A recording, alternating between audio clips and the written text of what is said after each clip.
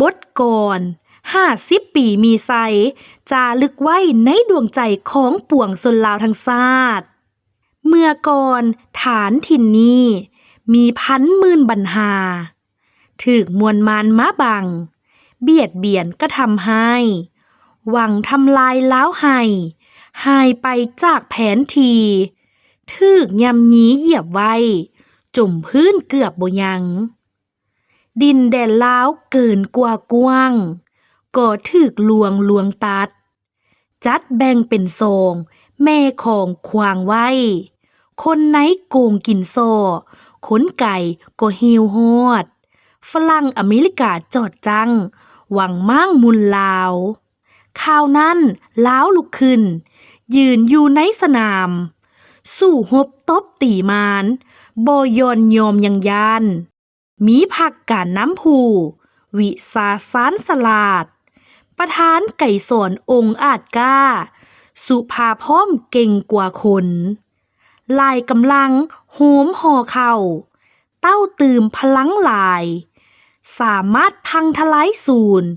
พวกมูมานมาลายล่างหนีพายคืนเมื่อบ้านทั้งตีนมือเสมียนทาสเหลือแต่คนหักซาดไว้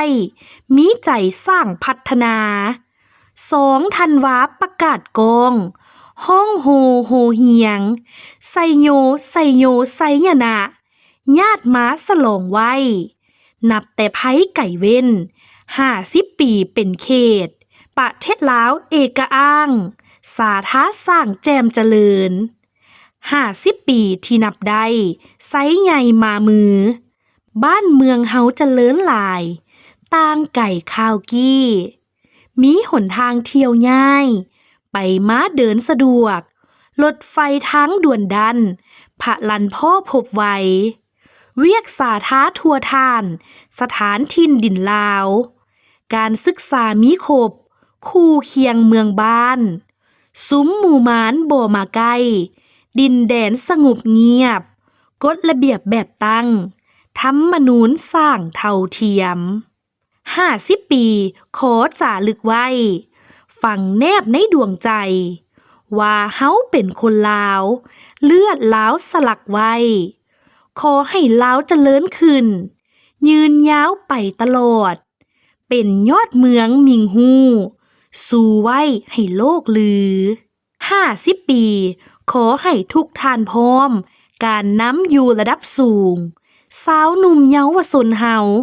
จงอยู่ยืนยาวมันอายุวันนะสุขะพลังล้นเหลือค้นแข็งแกร่นเป็นแวนแย้งสืบสร้าง